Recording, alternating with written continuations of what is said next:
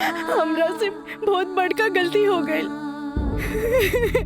हम एक्सकर्शन में ना गए रहे, बल्कि हम अपन बॉयफ्रेंड के साथ गए रही और वो हमरा के दगा दे गए।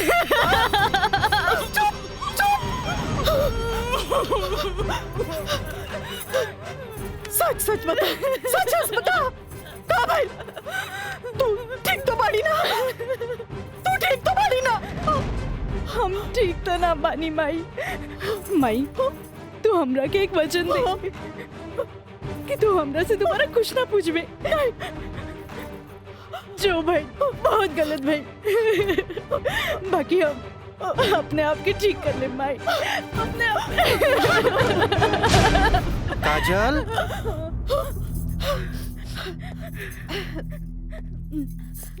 काजल, बाबूजी तोरा के बुलावत आ रहे। चल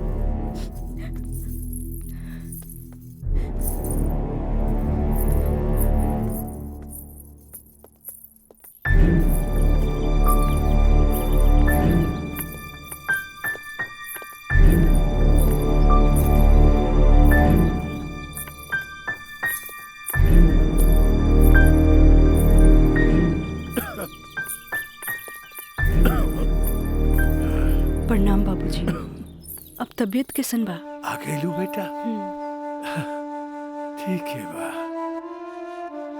तू बतावा तो ट्रिप कैसन रहा और अब आगे पढ़े के का प्लान बा बेटा?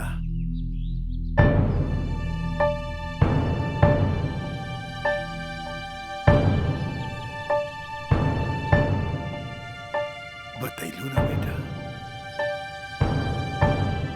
पापा हम वो साइंस ना पढ़ के लॉ पढ़े के चाहता नहीं। तो ओकरा में का बात है बेटा? विषय कोनो खराब ना होखेला, पर जरूरत है तो ओकरा में अच्छा करे के।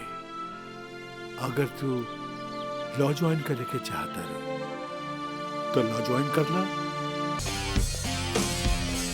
पीछे से आवत बिया तोहर प्यार और हम चन्नी बाजार। हेलो काजल। हाय, एक सेकंड। चला लोगिन फैन, मैदाने में अब देखल जाई। हाँ हाँ चला चला। राज, तोहरा हम कैसन लड़की दिखत बानी? शरीफ, अच्छी लड़की। गलत। तोहरा जैसन लड़का खातिर हम एक बहुत ही बदमाश लड़की बानी। अच्छा ई बतावा, टोकरी भर फूल भेजे के का मतलब रहे? मतलब ई की दोस्ती और ई प्यार के फूल ह, एकरा मुरझाए मत दिया। ए काजल, अपना दिल में हमेशा दोस्ती और ई प्यार ला जगह बनैले रहिया। ई जन्नत में बनेला, एक एक वो बिखरे मत दिया। रिश्ता जन्नत में बनेला, बिखरे मत दिया। देखा राज, अब तक हम तोहार हर छेड़खानी के नजरअंदाज करत रही, लेकिन अब टोकरी भर गुलाब के फूल भेज के अपन अमीरी की दोस्त जमावे लगला। तोरा पता नहीं कि हमार बाबूजी कोर्ट में पेशकार बाड़े और उनका वास्ता रात दिन गुंडा मवाली और पुलिस से होत रहेला, और ई भी जानला वो गुस्सेल भी जरूरत से ज्यादा बाड़े। वो तो हम तारा के देखते बुझ गलनिया। वो थोड़ा सा हम तारा प्यार मोहब्बत का दिखा देनी, तू तो हमरा के गुंडा मवाली के लाइने में खड़ा कर देलू। देखा, हमरा ना चाहिए ऐसन प्यार व्यार जेकरा खातिर हम अपन सहेली के बीच में मजाक बन जाई। बड़ा खिसियाइल बिया, पट्टे वाला तो नइखे बुझात, पर हमरा भी तो उहे के पटावे में मजा आवेला जो ना पटे वाला होखे।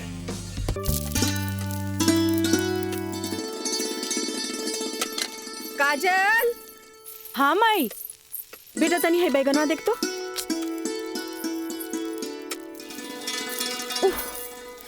तोर भरता बन जाए ना, तनी दोनों जने के प्लेट में डाल के दिया। ठीक बा माई, तबले हम चाय लेके आवा तनी। ई लिए लिट्टी चोखा।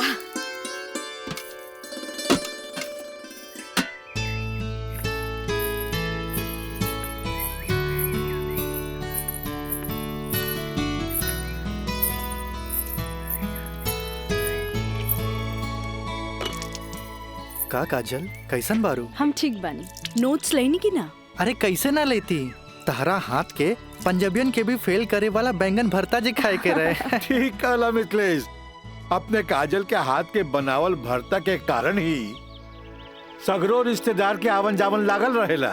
जी वरना ये मोबाइल त रिश्ता नाता के अलगे ही कर देला सर। जी बिल्कुल सही कहनी। काजल हाई ला अपन नोट्स। हमार अंदाजा है कम से कम इमे से 2-3 सवाल तो जरूर आई। अरे खा भी मितलेश, लिट्टी ठंडा हो जात बा। जी अब ऐसे भी 2 दिन तक ले तई नोट्स के हाथ लगाए वाला नहीं की, काहे कि 2 दिन के बाद फ्रेंडशिप डे जौन आ रहल बा। हाँ। रउआ का समझा फ्रेंडशिप डे? दे 300 रुपया। 300 रुपया? अरे काजल के फ्रेंडशिप बैंड खरीदे के बा। है और चढ़ाओ अपना बेटी के माथा पर है फ्रेंडशिप डे। काहे ना कोनो बड़ी सेठ से बियाह कर ले लो। अरे करम में तो पेशकार लिखल रहे, तका करती है? काम आई। हमार बाबूजी की कम समझेलू, मजिस्ट्रेट तो आइला जाइला, बाकी हमार बाबूजी की तो सारा जिला जवार जानेला। का मितलेश बाबू? हाँ हाँ बिल्कुल ठीक कह लो। ये दोस्ती हम नहीं तोड़ेंगे तोड़ेंगे दम मगर तेरा साथ ना छोड़ेंगे।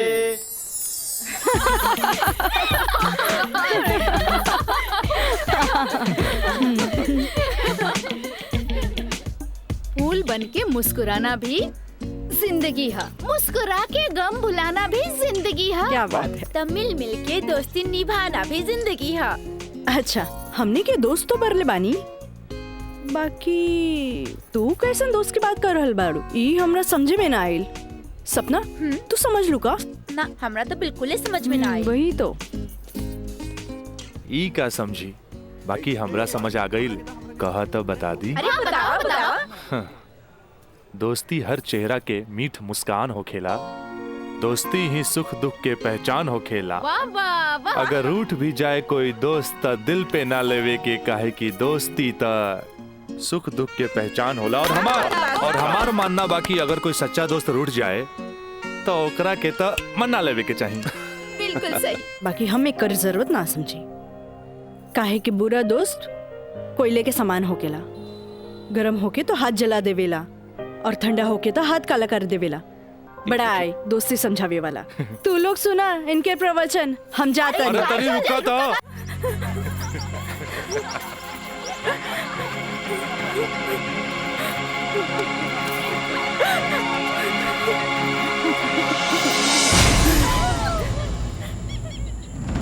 ये काजल तोरा परेशान होके के जरूरत नहीं खे। खबर भेजवैनी हा, राज आपते हुई। May I coming sir? Yes come in. का बात बस सर, आप हमके बुलाइनी है? हाँ ई का सुनतानी हम हो, तोरा जैसे स्टूडेंट के वजह से ही कॉलेज के बदनामी हो जाला। को एजुकेशन के मतलब ही ना हा कि कॉलेज में कोई लड़का लड़की के छेड़खानी करे। लेकिन सर हम कुछ ना सुनने के चाहता नहीं। अब कोई ना कोई स्ट्रिक्ट डिसीजन हमरा लेवे के पड़ी। ठीक बा काजल, तू जा सकेलू। जी सर, थैंक यू। लेकिन सर हम ऐसा क्या कर देनी है कि काजल आपके लगे हमारी शिकायत लेके आ गई है? शुक्र मनावा कि वो हमारा पास आ गईली। अगर पुलिस के पास जईती त सीधे अरेस्ट हो जाता। बुझला, आजकल ऐसा कानून आ गइल बा कि एकरा में बेलो ना मिलेला, सीधे जेल होखेला। बाकी सर वहाँ और भी तो लड़का लेके रहे। हाँ अरे ये तो हम कहे के चाहत नहीं तोहरा, और भी लड़की रहे, यह लड़की के छेड़े के का जरूरत रहे? वो पेशकार के बेटी के मामला बढ़ जाई त का होई? तोहर बाबूजी के हम काम मुंह दिखैती। आइंदा ख्याल रखी है, तू जा सकेला। ठीक बा सर, थैंक यू। मयंक भाई बहुत टाइम लगिल प्रिंसिपल के यहाँ। अरे तो आबते हो यहाँ ना। का बात भइल? बड़ा टाइम लागत दला। कहत रहले हाँ, ऐसन के काहे पटावेला जौन शिकायत लेके आवे, ऐसन के पटावा जौन शिकायत ना करे। तो प्रिंसिपल साहब गलत का कहत बड़ा? पता ना काजल में का देख लेले बड़ा कि वही के पीछे भागा जात बड़ा। तोहनी के ना बुझाई, हमरा ओकरे पटावे में मजा आवेला जौना के पटावल मुश्किल बा।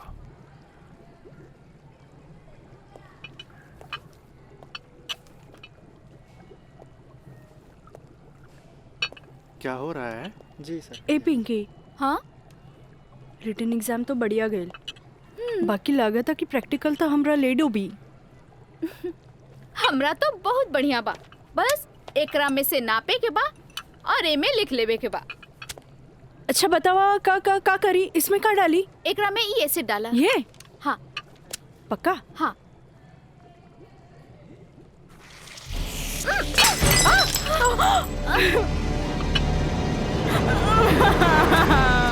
अरे काजल,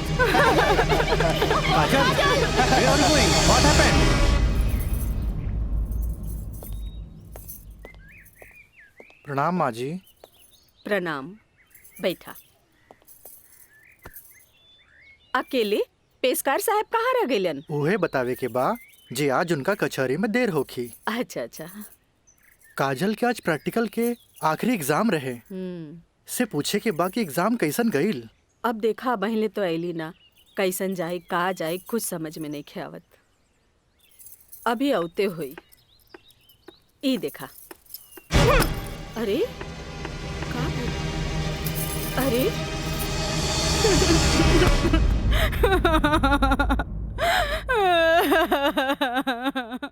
काजल, काजल, ए काजल, का भइल? अरे हमनी के अनदेखी करके यहाँ के रोवे लगलू। अरे का भइल? परीक्षा तो ठीक से गई ना? अरे बोल। प्रैक्टिकल खराब हो गए, एन वक्त में टेस्ट बुक टूट गए, हम फेल हो जाए माई, हम फेल हो जाए। अरे का काजल, तू तो बड़ा जल्दी निराश हो जाई। अब केमिस्ट्री थ्योरी में जहाँ तक हमनी सोचले रहनी, कम से कम तोहरा के 40 मार्क्स तो मिलबे करी। अब प्रैक्टिकल में मार्क्स नहीं मिली तब पास होके से के रोकी? बाकी मिथिलेश बाबू, हम तो प्रैक्टिकल में छोड़ के आ गए नहीं। अरे त का भइल, इन्विजिलेटर 0 ही दिहन ना, इतना हदीर काहे होत बारू? हाँ, एग्जामिनर अगर एकरा के इशू बना ले, अब माइनस मार्किंग करें, तब बे फेल होए के बात हो सकेला।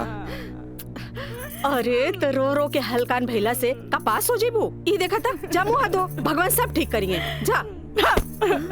का ठीक करिए? अरे अब कहा होई कुछ समझ में नहीं ख्याल, कुछ ना बुझाता हमरा के। माँ जी, अब रहुआ परेशान मत होई, एकर थ्योरी पेपर बहुते बढ़िया गईल हा।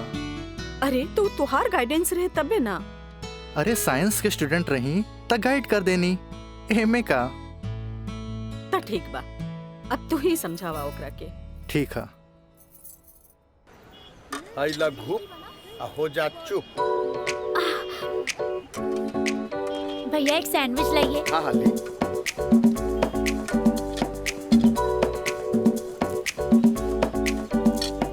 मुझे भी तो दो, और तीखा बा। भैया जल्दी से दो ना, मुझे भी। लेकिन छोला थोड़ा ठंडा हो गया ना? अच्छा बा, ठीक बा। भैया रायदा, एगो अब और हमरा के चाहिए बस। अरे खाना यार। कहे अभी से एग्जाम में फेल हो गए लुका? हाँ, कहे चिंता में बड़ू हो? हाँ, चिंता ना रही का, तोरा नहीं के। Excuse me girls. काजल, तू तो बुझाता कि अभी लेक हमरा से नाराज बाड़ू। अरे नाराज तो हमहू रही तारा से, पर हमरा हमार दादाजी के सिखावल एगो बात याद आ गई। कोई भले ही बोए तोहरा ला काटा, तू बोए ओकरा ला फूल। देखा काजल, तू तो प्रिंसिपल साहब से जाके हमार शिकायत कर देलू, पर हमरा हमार दादाजी के सिखावल उ बात याद आ गई। भाई तो उनकर पोते नू,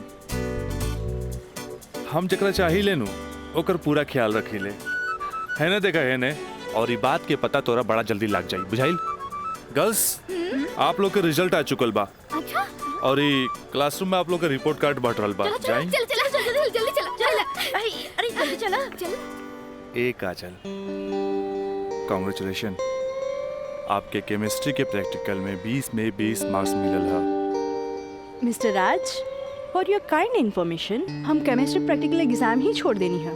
ऐसे अपन कॉन्ग्रेचुलेशन अपने पास रखी। हाँ।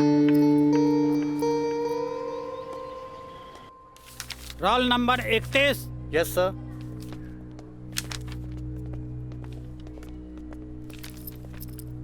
Roll number 32।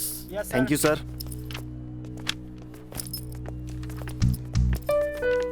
Roll number 33। Yes सर। Roll number 34। यस सर। Roll number 35।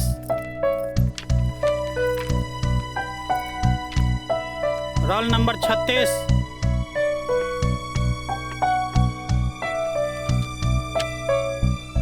सैंतीस। Roll number 38।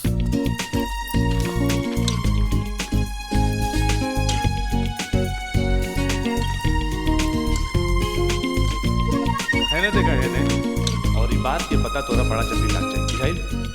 ए पिंकी पूजा, हाँ का ई देख ना, हाँ? हमरा के सच में केमिस्ट्री प्रैक्टिकल में 20 में से 20 मिलल। ई जरूर राज के कारनामा है।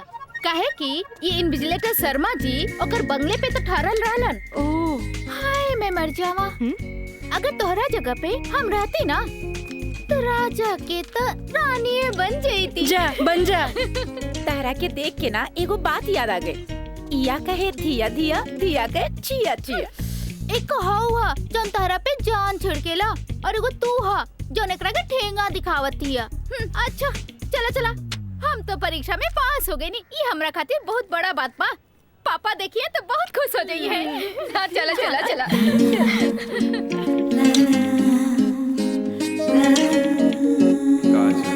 दादाजी के सिखावल एगो बात याद आ गई।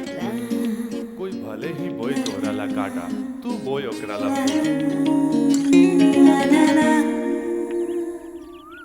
ई ले। अरे भाई, अपोजिट टीम आ गई बा, हमनी के का होई? अरे आ गेल त का भइल हो? अभी तो टाइम बानू मैच में। टाइम बा त का एहिजे बैठ के टाइम पास करबा? ए, जब हमनी के मैदान में जाएम नु तो देख के थर्रा जाइलो, ठीक बा? अब चलो जौन होई तो मैदान में देखल जाई, उहे देखल जाई। चलो राज भाई, बॉल दे। तोहनी के इतना हड़बड़ी बना तब बड़ा सन हम आवाता नहीं। चलो लोग चलो आवा।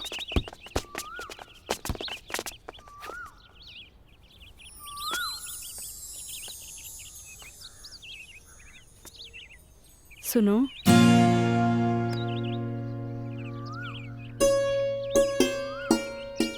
सॉरी राज, हम तोहरा के गलत समझनी, लेकिन तू तो सच में दिल के राजा बाड़ा।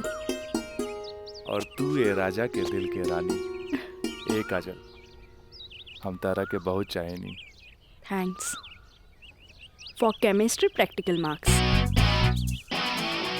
व्हाट्सएप नंबर मिली का? व्हाट्सएप? हाँ ठीक बा, ले ली। 8291 71 7752। 8291 717752।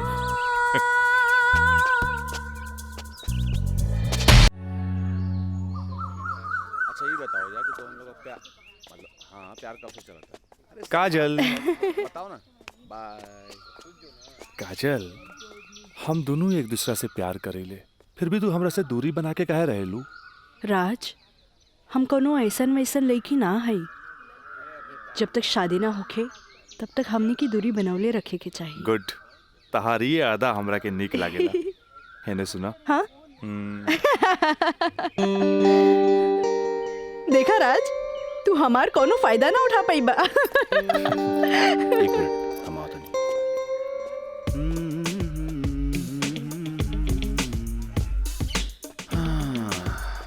राज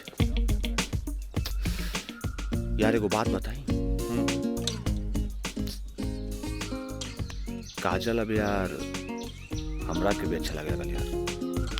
हम एगो बात बताई। तू हंसुआ के बिया में खुरपी नियन गीत मत गो। वो तोर भाभी लागी। का लागी? भाभी। चल।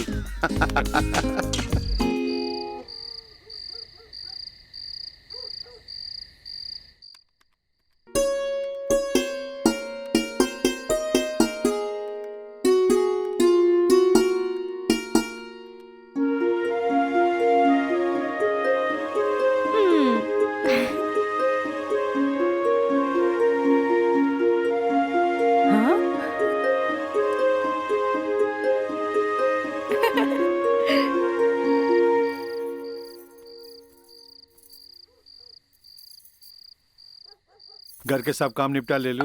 हाँ ब्लड प्रेशर के ई लोसर एज खात खात रउआ के सालन बीत गए। अरे एक बेर डॉक्टर से पूछ लेती कहीं गोलियां तो ना चेंज करे के बा।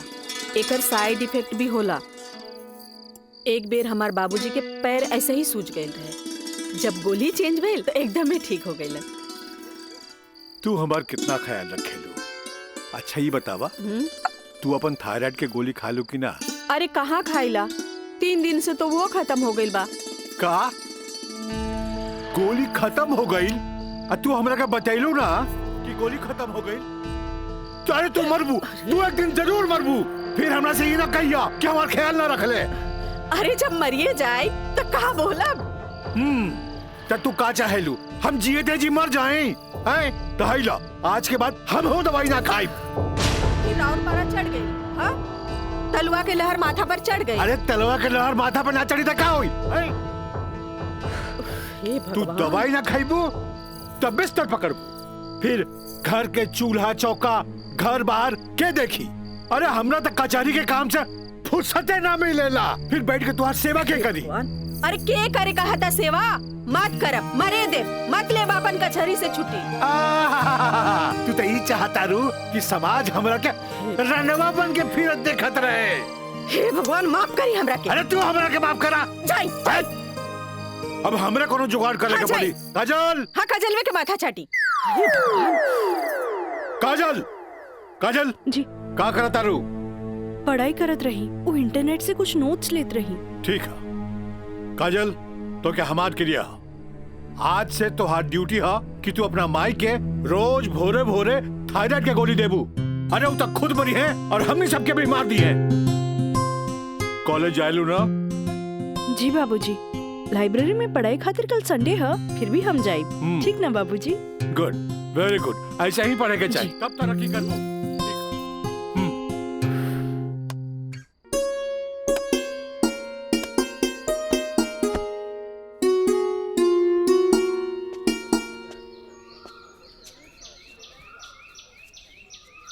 काजल। Thank you.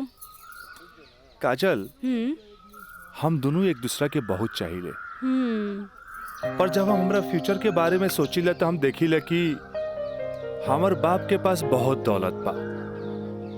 उनकर दौलत के संभालत संभालत हमार जिंदगी गुजर जाई। हमरा ये आम आदमी नियन नौकरी चाकरी करे के फुर्सते ना मिली। अब बस तू हमरा जिंदगी में हमार जीवन साथी बन के आ जा तो हमार जिंदगी एकदम मजे में गुजर जाई। ए काजल, तू काहे ना अपना बाबूजी से हमरा बारे में बात करेलू? बाबूजी से? ना बाबा ना, हम ना बोल सकेनी। हमार बाबूजी बहुत गुस्सेल बाड़न। वाह भाई वाह, इकलौता बेटी भैला के बाद भी तू अपना बाबूजी से बात न करबू काहे कि बहुत गुस्सेल बाड़े। और इकलौता बेटा भैला के बाद भी हम अपना बाबूजी से बात ना करब काहे कि बहुत पैसा वाला बाड़े। ऐसन में तो हमनी के सपना धरल के धरल रह जाई। काजल, काहे ना हमनी के भाग के शादी कर ले जाओ? बिना बतैले भाग के शादी कैसे कर सकेनी? हाँ काजल, हफ्ता भर के तो बात रही। हमनी के भाग के कहीं भी शादी कर लेल जाए और ओकरा बाद अपना अपना बाबूजी के बता देहल जाई। सोचत का बाड़ू, तारा से ऊंच कूल और धनाट घर के हई। जब तू अपना बाबूजी के बतैबू नु तो ना कर पाई है। और हम जब हमरा बाप के बताएब कि हम भाग के शादी कर ले बानी तो नाहियो चाहते हुए भी तारा के अपना बहू के रूप में अपना ली है। ए काजल, हम तारा बिना एक पल भी ना जी सकीले। ठीक बा, हम कोशिश करो। इनु भइल बात। अब छोड़ा हम बाय।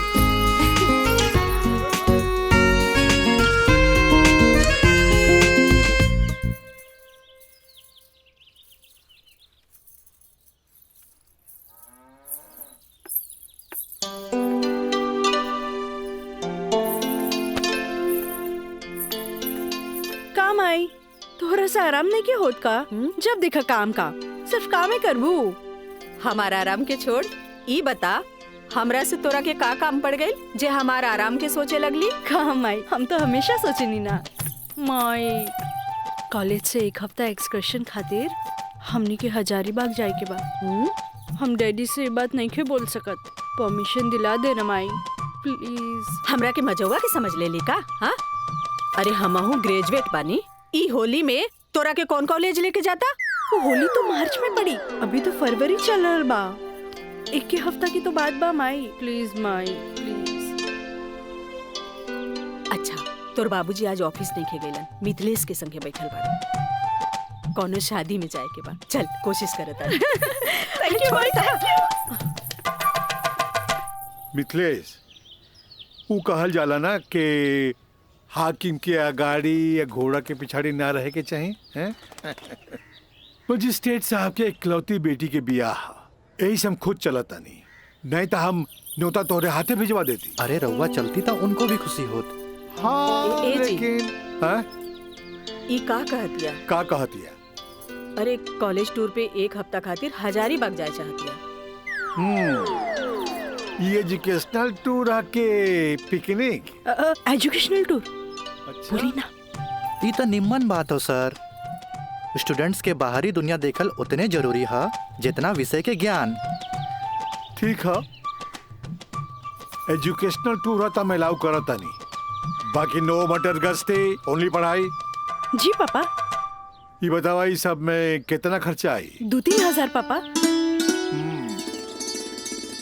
तू हमारे से 5,000 ले ला, ठीक है? थैंक यू पापा। चला हो, तू हमरा के दिखावा कि वो न्योता के कागज तैयारी हाँ, के लिए बांध देले बानी। चलो आए। मिथिलेश, हम आवत है, बैठो। जी सर जी।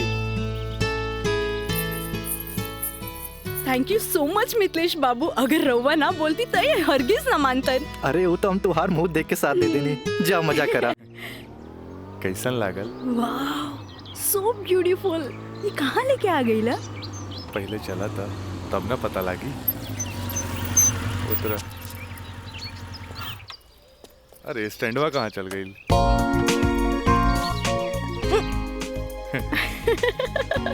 बड़ा धांसू सजीले बा। हाँ चला चली। हाथ तो दा। कहाँ जाए के है? इधर। हाँ, इधर जगह तो बड़ा झकास बा। का यार राज, कब से हम तुम्हारे इंतजार करत बनी, इतना लेट कर दला तू? मयंक, राज, मयंक यहाँ? हाँ, एकरा पहले भेज देनी। इस सारा जे तामझाम बा, इस सब के अरेंजमेंट के करी। यार तो हम लोग का शादी खातिर एक विद्वान पंडित से बात कर ले बानी, और देखा तोहनी के आराम खातिर यहाँ सारा साधन सुविधा मौजूद बा। और हाँ, हनीमून खातिर स्वीट रूम भी बुक कर ले बानी। और देखा अब हम निकलता नहीं, कहे कि हमारा के मंदिर जाए के बा, और मंदिर जाके पूरा शादी का सामग्री लेके आके बा। बाप रे, इतना सब तैयारी। अरे शादी की करबा, हमार दोस्त राज का शादी बा। गलत बात। शादी होता हमार सपना के शहजादी काजल के राज के साथ। अच्छा देखा यार, जो तो पैसा दिला सब पैसा खत्म हो गए कुल ताम झाम में। ऐसा करा कि हमरा के तू 25,000 रुपया और दे दा, काहे कि बहुत सारा काम बाकी बाबी। पैसा के कौन बात भाई, ई ले। अगर बाबूजी अगर ये शादी करे थे नु तो लाख के खर्चा लाखों में चल जाई। दोस्त महिम रिश्तेदार पूरा शहर के बुलाई थे। और वैसे भी तो बाबूजी जब रिसेप्शन पार्टी दी है तो जाई खर्चा बढ़ी। अच्छा हम निकल रहे हैं, बहुत सारा काम बाकी बा। ठीक बा, तू लोग आराम कर। चलो बाय बाय बाय। तो काजल अब तक गला लगईबू नु यहाँ तो यहाँ के जाना था हमनी के। ओ Raj, I love you. I love you too. जुबान निकालिए, बंद कीजिए। ठीक है।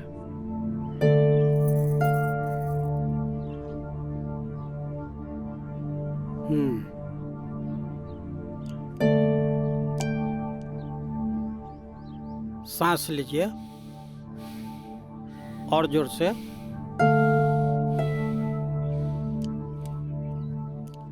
घबराए के कोई बात नहीं है। ऊपर के बीपी थोड़ा बढ़ गई है। अच्छा। से लागता कि काम के प्रेशर ज्यादा बा। जी नया मजिस्ट्रेट आइले हाँ, से कुछ ज्यादा ही फाइल इनके हवाले कर देले हाँ। ठीक है, ठीक हो जाई। अभी आंख लगल बा, सोए दिन का के। और हाँ, पानी पियावल करी, काहे कि पानी पियला से पेशाब यानी यूरिन पास हुई तो रिलैक्स हुई है। जी जी बाकी दवा वही चली। जी डॉक्टर साहब। जी डॉक्टर साहब, हाईली अपन फीस। ई का करतानी, जे आदमी पेशकारी में हमरा से कहियो फीस ना ले ले, उनका से हम फीस ली रह दी। डॉक्टर साहब। Thank you. प्रणाम डॉक्टर साहब।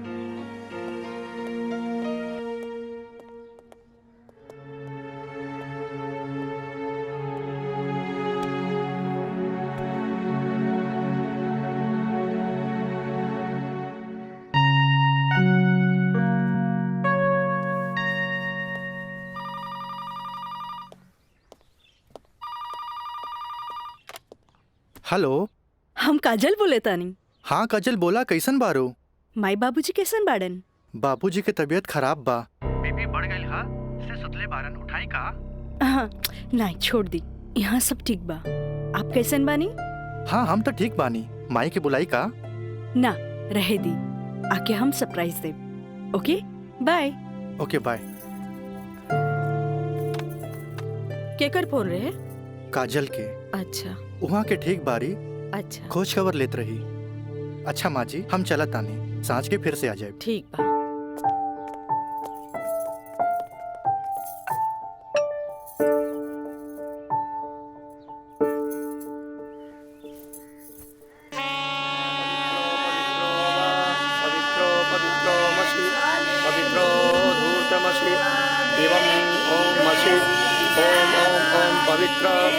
पवित्राः केशवाय माधवाय सर्वेश्वराय अपितु स्वाहा तत्पुरुषाय स्वाहा।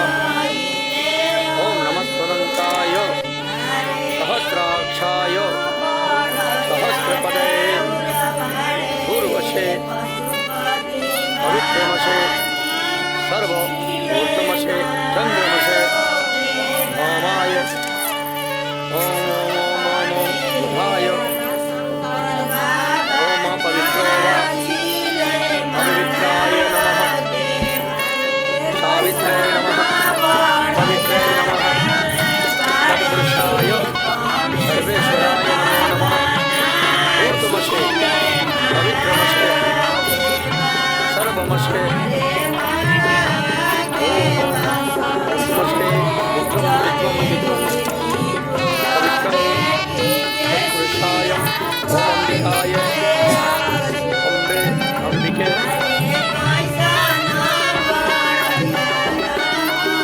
राजदाय राजाय नमो नमो नमो नमो देवाय संपन्ना भवतु।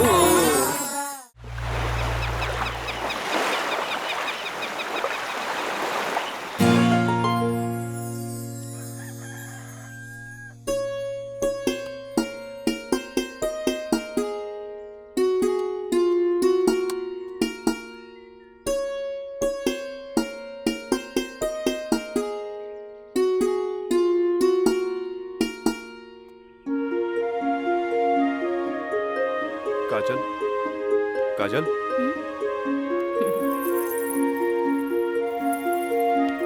Good morning. Good morning. उठे के मन तो हमरो ना करत रहे, पर खाली सुतल रहला से जिंदगी ना नु चली। चाय ले लो। गर्मा गर्म चाय। मयंक अपने हाथ से बनेले बन। ए ओ कुछ ना, सिर्फ भाभी खातिर। और ई गर्मा गर्म चाय। काजल, इस शादी ब्याह में कुछ ज्यादा खर्चा हो गई। हमरा घरे जाए के पड़ी। वो कहा कि अपना बाप से कुछ पैसा भी ले ले और उनका के इस शादी ब्याह के बारे में बता के पटा भी ले। आखिर तेहरा के ले जाके उनका आशीर्वाद भी तो दिलावे के बा। लेकिन तबले हम कहाँ रहब? अरे यहाँ रहबू, तहारी देवर बानू मयंक। हाँ? का मयंक, भाभी का ख्याल रखबे ना? बिल्कुल बिल्कुल ख्याल रखब।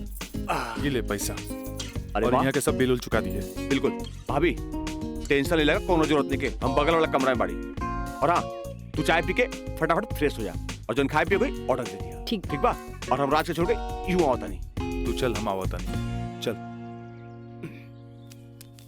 ए काजल, अरे हैने आवा। कल साझे लिख के तो बात बा, हम यूं गई नहीं यूं आई नहीं। और वैसे भी अब तहरा बिना हमार मन कहा लागी। अब जाई भी और जल्दी आई। ठीक बा।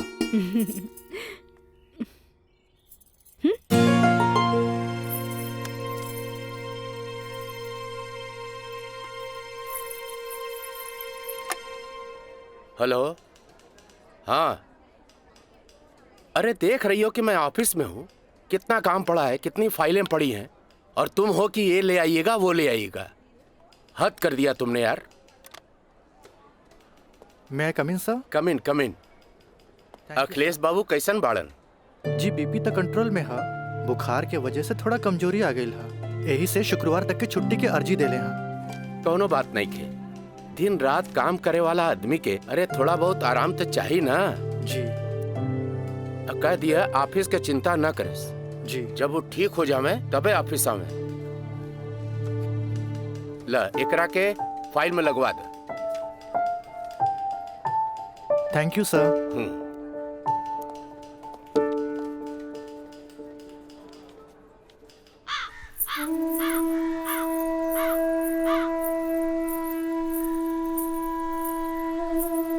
अरे भाभी आइए बेटी।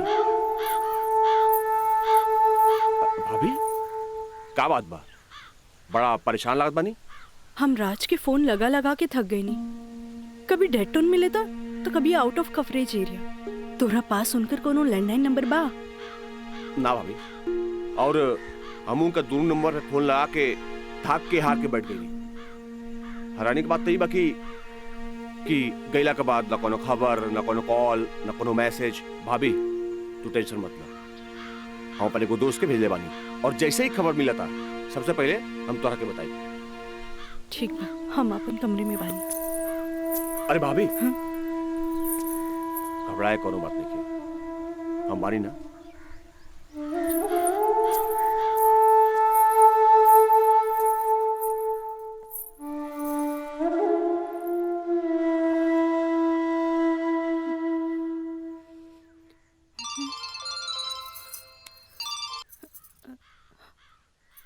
काजल, ट्रिप कैसन जा रहल बा?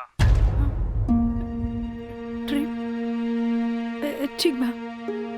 का बात बा, तोहार आवाज में खनक नहीं खे? नहीं, ऐसा कोनो बात नहीं खे। हमार मतलब सब ठीक बा।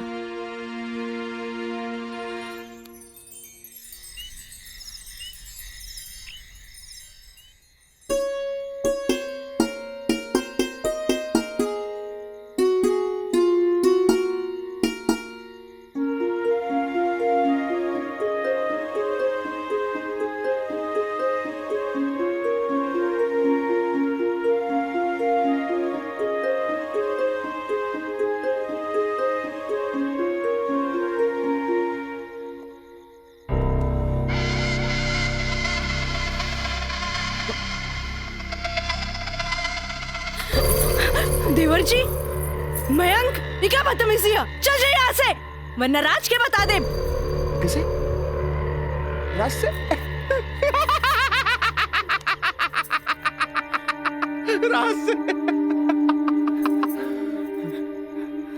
वो भाग गए? हाँ?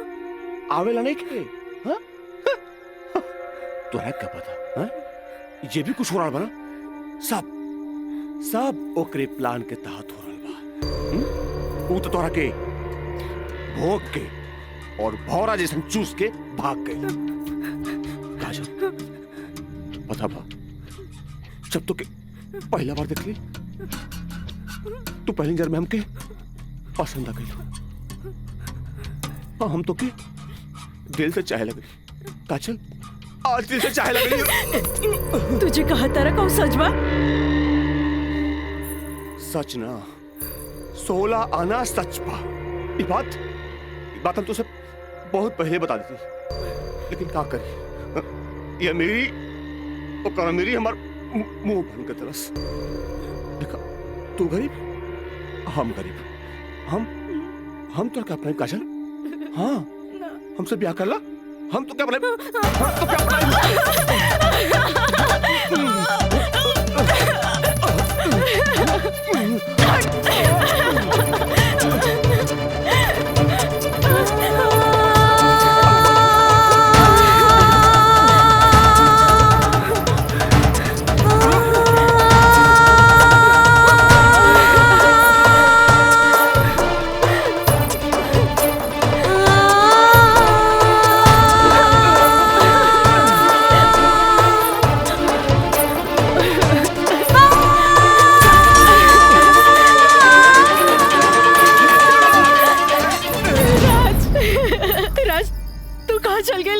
के छोड़ के ये महंग तो और काजल के बर्बाद करेगी चाहत रहे।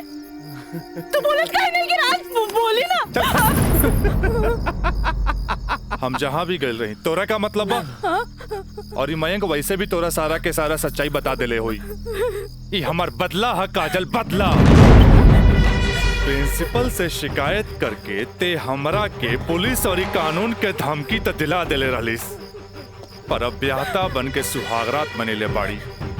एकरा के छेड़खानी और रेप के नाम तो नानू दे सकेली। भाभी भाभी देख ले लो हम कितना गला फाड़ फाड़ के चिल्लाता ली, गला फाड़ फाड़ के चिल्लाता रही। भाभी हमसे ब्याह कर ला, हम तो जिंदगी भर साथ निभाए, लेकिन ना तोहार तो खोपड़िया में औते ना रहल। देख ला ठीक है तो कहत आई। हाँ एक काजल तू मयंक से ब्याह कर ले, ऐसे भी एकरा हमार जूठन खाए की आदत बा। तू अब बस हमारे एगो जूठन बारू, जूठन जूठन।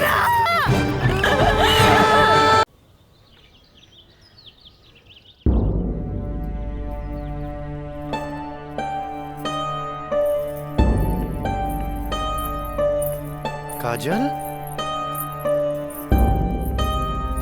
काजल का भइल मई बाबूजी के? अरे ये ठीक बाड़न, दवाई खा के सुतल बाड़न। रुका हम उठा देता नहीं। ना मैं रह दे, आराम करी दे।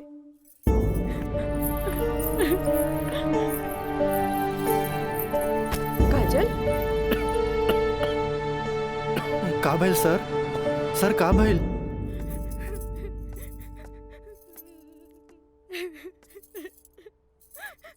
काजल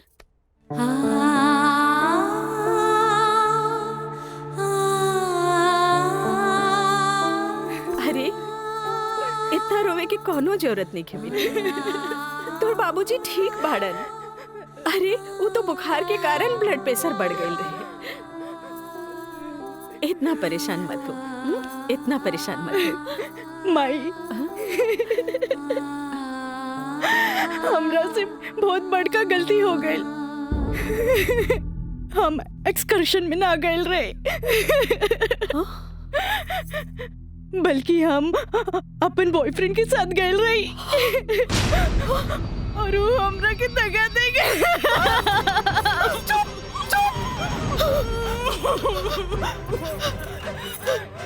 सच सच बता, सच सच बता का भाई? तू ठीक तो बाड़ी ना? तू ठीक तो बाड़ी ना? हम ठीक तो ना बानी माई। माई तू हमरा के एक वचन दे कि तू हमरा से दोबारा कुछ ना पूछबे। जो भाई बहुत गलत भाई, बाकी हम अपने आप के ठीक कर ले माई, अपने आप। काजल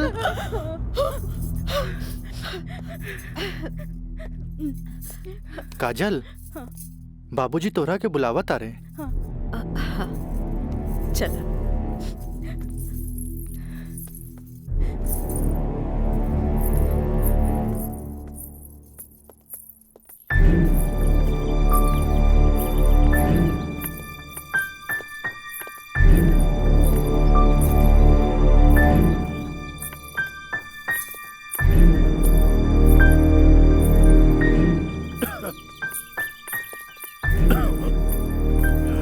प्रणाम बाबूजी। अब तबीयत कैसन बा? आ गइलू बेटा? ठीक है बा। तू बतावा तो ट्रिप कैसन रहा और अब आगे पढ़े के का प्लान बा बेटा?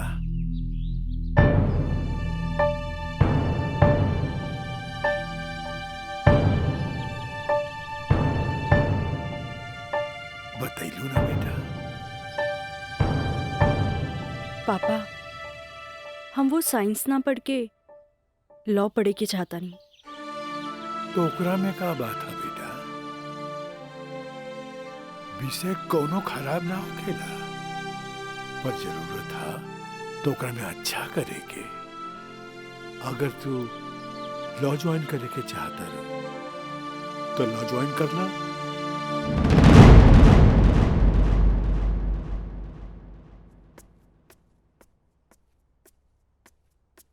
का काजल बेटिया तबीयत ठीक बानो?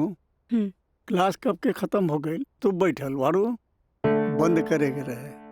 हाँ काका, रूम लॉक कर दी। हम तो बस ऐसे ही बैठ गए रही। अच्छा।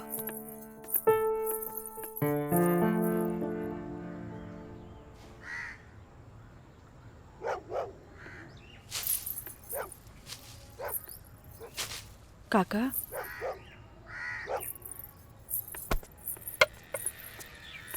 अरे बिटिया, तू फिर आ गेलू? अरे हम कई साल से देख रहल बानी कि हर 3-4 महीना पर तू आ जालू। पर बिटिया, राजा तोहरा से नइखे मिले चाहता।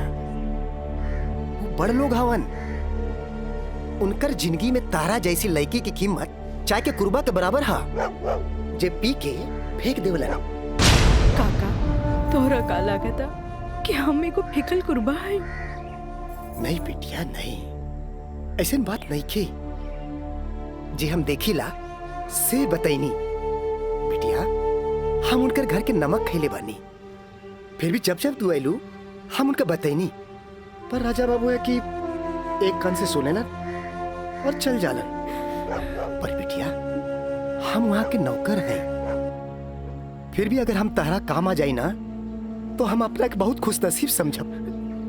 काहे कि तू जब जब आवे लुनू हमारा देखल नहीं जाला। बिटिया काका, अब की बार उनसे कह दिया कि काजल आखिरी बार आयल रहे, एगो घड़ा रहे जेकर पानी ऊपर तक भर गई।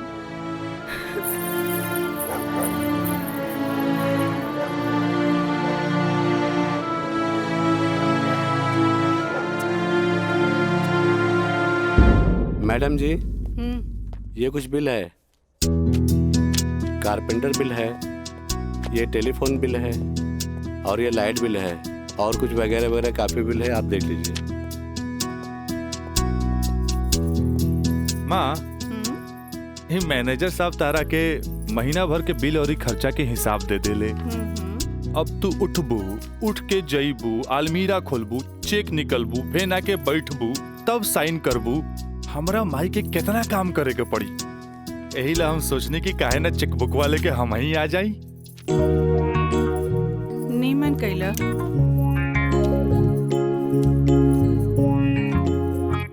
अच्छा, तो तू एम्मा अपन 50,000 का चेक पहले से भर ले बाड़ा। तभी तो हम समझे कि माई के इतना मस्का काहे के। माई, अब तू ही बताओ कि इतना अमीर बाप के लड़का हई तो दोस्त महीन के टाइम टू टाइम पे पार्टी तो देहे के पड़ी ना। देव तो हमरा बाप के ना कट जाए की ना। का मैंने सब? बिल्कुल राजा बाबू। जी। ले अपन बाप का ना कोच कर। इनु भइल हमरा दुनिया के सबसे बेस्ट माई वाला बात। Love you Mai. मैनेजर साहब। जी मैडम। ई सब रसीद आप एक साथ पूरा बिल कह के हमरा के दें। हम एक गो चेक काट देते हैं। जी मैडम। ठीक है? जी मैडम। हमरा ई बात के बहुत खुशी बा कि रउआ लोग हमार ग्लोबल कंपनी में इन्वेस्टमेंट करे के चाहता नहीं। ये हमरा खातिर बड़ खुशी के बात बा। बाकी हमरा भी कुछ देखे के चाहिए ना कि हम दिन दुगना रात चौगुना करके रउआ लोग के पैसा लौटा दे ताकि मार्केट में हमार साख बनल रहे। Of course. Excuse me, gentlemen. बाबूजी, हाँ, आप हमरा से वादा कैले रहनी कि आप हमरा नया कार किन के देब। अब हम खटारा हम ना चलाएं, बुझाइल नु? I want new car, okay? Yes, Raja is right. I am witness. Okay, I will buy car for you. Thank you, sir. हम चलता नहीं बाबूजी। तो ठीक बा, रउए कार खरीदा दे। बाकी राउर कार की खर्चा कंपनी के इन्वेस्टमेंट पे दिखावल जाए। ओके, थैंक्स। जेपी साहब, आपका बेटा तो हीरो लगता है। आखिर बेटा के करा हमरे नु। अरे यही तो उम्र में ऐश करे के।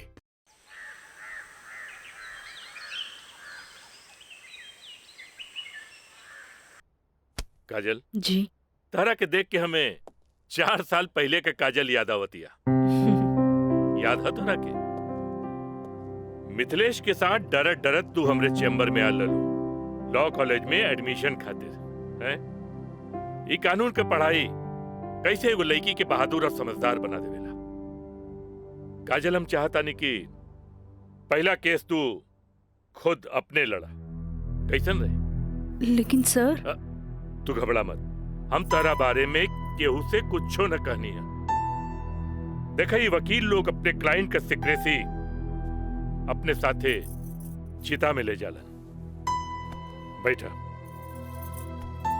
हाँ, तो केस ये है कि मुवक्किल एक गरीब लड़की है जेकरा के शादी का झांसा दे के पहले भोगल गई और बाद में जूठन की तरफ फेंक दी। वो दहेज के केस न कर सकत रहे, काहे कि वो गरीब रहे। वो रेप के केस न कर सकत रहे, काहे कि वो अपने घर वाले के मुंह पर कालिक न पोते के चाहते। वो प्रताड़ना का केस भी न कर सकत रहे, काहे कि वो घर में कब्बो रहली नहीं। अब वही मुवक्किल का केस तो के लड़ेगा। अब वही गरीब लड़की का केस एक पढ़ा लिखल समझदार वकील के लड़ेगा। काजल, हमने नजर में तू एक मर्द लड़की बाड़ू। हमें फक्र बा कि तू हमारे असिस्टेंट बाड़ू। आई एम प्राउड ऑफ यू बेटा। जी सर, थैंक यू।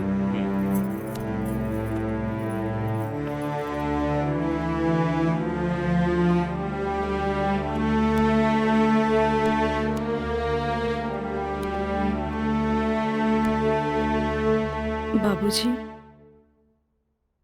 लड़की हर मोड़ पे डरत रहेली। अकेले होके तो सुनसान से डर, भीड़ में होके तो लोगन के डर, जब हवा उड़े तो दुपट्टा उड़े के डर,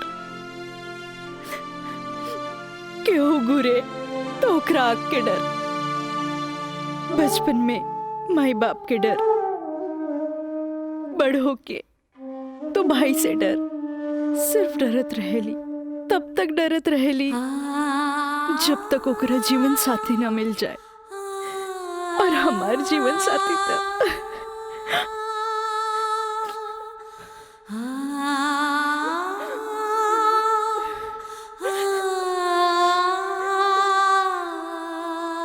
बाबूजी, आज हमार पहला केस बा, राउर आशीर्वाद चाहिए। काजल, माई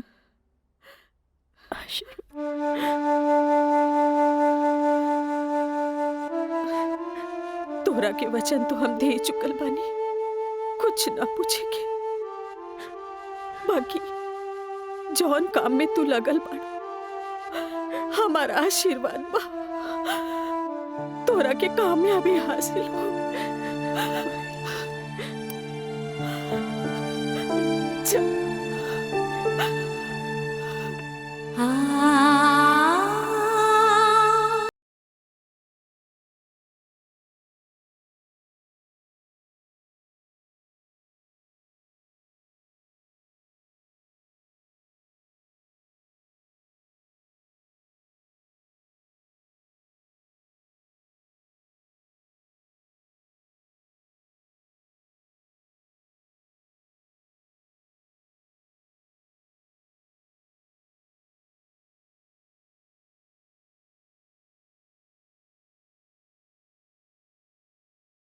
के बा का है वो तुहार दोस्त राजा, वो ना करेगा तोरी मदद। भाई, अब हमारा के केहू को मदद की जरूरत नहीं की। खुद नौकरी करेगा, कमाए के बा, कुछ बने के बा। यही तो हम कहा था नहीं। उम्र हो चलल, नौकरी ना करबे तो कौन बाप अपन छोकरी तोरा से ब्याही। हमरा का, हमार जिंदगी के का, आज है कल ना रहे। फिर बहुत हो गया भाई, चल पैसा दे पैसा। तोरा से मुंह लगाए बेकार है। पैसा पैसा पैसा। हाँ हाँ दे। देता नहीं।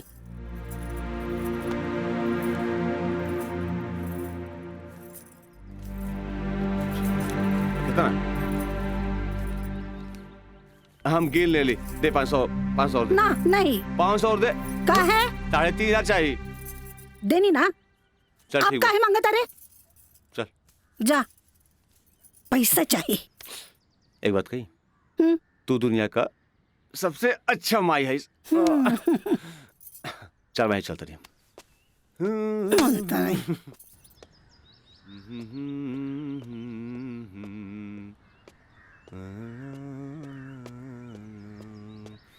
मयंक, काजल, तू इतना दिन बाद यहाँ? हमरा तोरा से कुछ बात करे के बा। चलो घर बैठा। यहाँ ना, चलो कॉफी डे में बैठल जाए। Coffee day? अरे सोचा मत, हम पियाई कॉफी तोरा। चलो ठीक। चलो।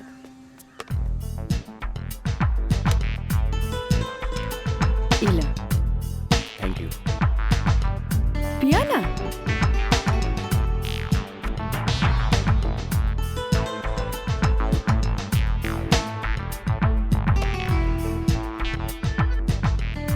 काजल, आज तोरा के यहाँ देख के बहुत अच्छा लगा था। और एक बार बताई, पिछले 4 साल में कौनो ऐसा दिन ना गुजरल, कौनो ऐसा पल ना गुजरल जिसमें तुके याद ना के लोग। अच्छा कुछ छोड़ा, ये बताओ कि आज हमार कैसे याद है? पहले हम अपन अतीत से लड़त रही, लेकिन अब हमरा लागता कि हमें सेटल हो जाए के चाहिए। बाकी तो ही बा कि के अपना ही हमरा के। अगर तुके प्रॉब्लम ना होके तो हम तोहरा के अपनाए। लेकिन हम गरीब हैं। अरे तो हम कौन अमीर बानी? हम तो गरीब बानी। हम और तू चाहिए तो अमीर हो सकत हैं। वो कैसे? हमार साथ दे के। जिंदगी भर साथ दे। ऐसे ना, प्रॉमिस करा। प्रॉमिस। चला। चला। हाँ।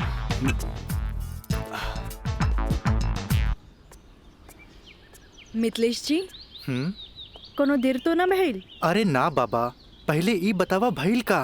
मयंक से साथ देवे की वादा ले लेनी है। अब तू अपन मिशन में कामयाब जरूर हो जाएगी। आगे देखी, लेट्स गो। सुनी, एगो बात कही, सब कुछ जानला के बाद भी आप हमें हेल्प करत हैं, ऐसे हम कबो ना भूल सके। पहले तो ना, पर अब सोचे लगनी है कि जिंदगी के हर लम्हा में आपकी जरूरत पड़ी। चल आप चली, तोरा घरे छोड़ दी।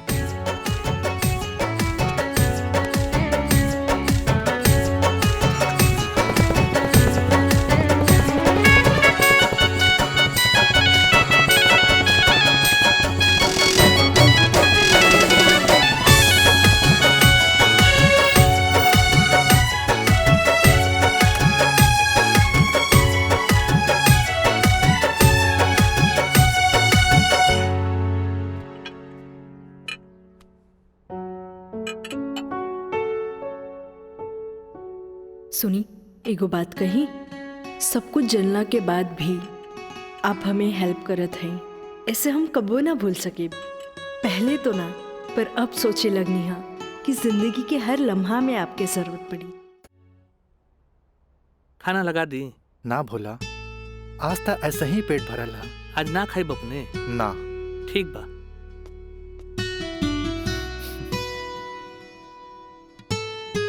मैं पंडित देवी दत्त शर्मा। का कहनी है? देवी दत्त शर्मा।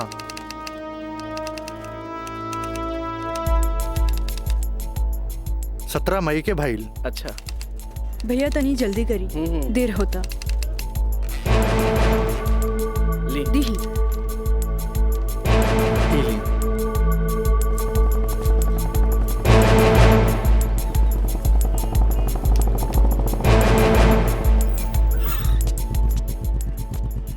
आ गए नहीं टाइप करा के?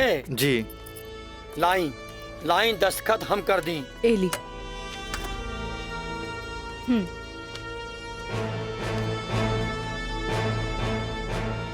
जय गणेश। ई कामता हो गई। अब बैंक के दस्तखत लेवे के पड़ी। वो आप हमरा पे छोड़ दी, वो हम ले ले। ठीक है।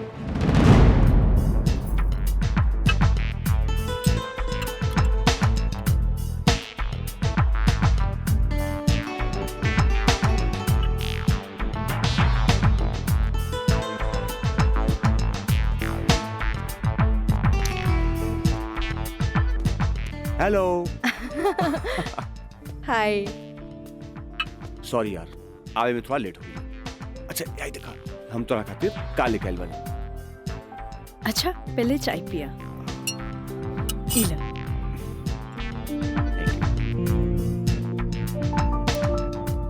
अंगूठी सोना के? हाँ। वो है इतना हल्का? मन तरह के हीरा के लेके आई थी, लेकिन का करी, पैसा का तंगी। अच्छा ई बतावा, खुशहाल जिंदगी जिए खातिर तोहरा कितना पैसा चाहिए? 20 लाख। अगर हम तोहरा पूरी 50 लाख दी तो कैसन रही?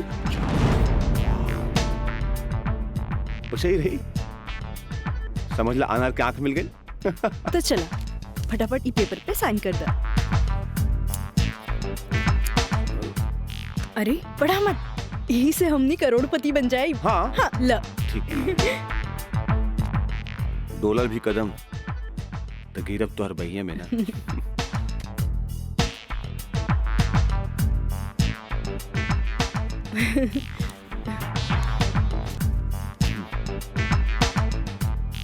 आज से हमनी का नया जिंदगी का शुरुआत।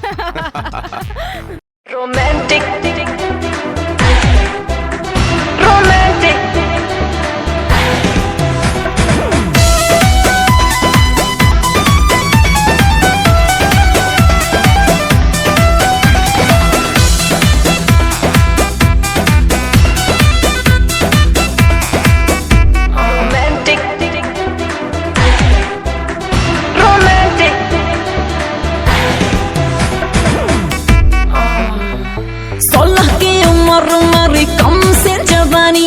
खोज रही हूँ ऐसा मुंडा जो हो खानदानी। हाँ 16 की उम्र मेरी कम से जवानी, खोज रही हूँ ऐसा मुंडा जो हो खानदानी।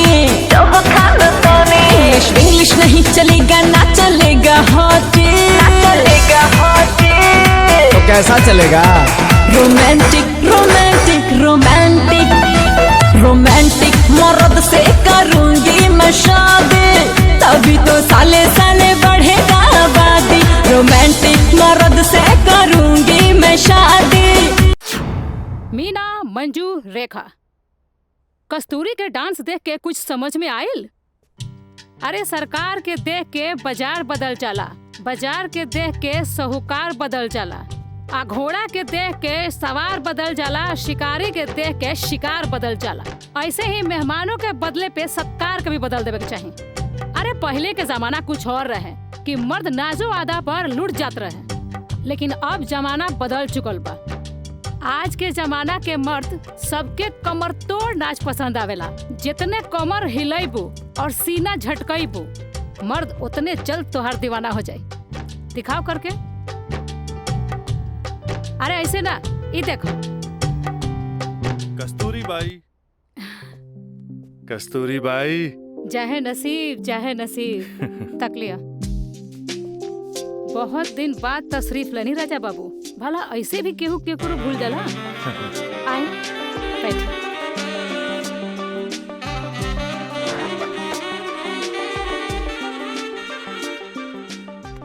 ना कस्तूरी बाई, हम भुलाइल नहीं की।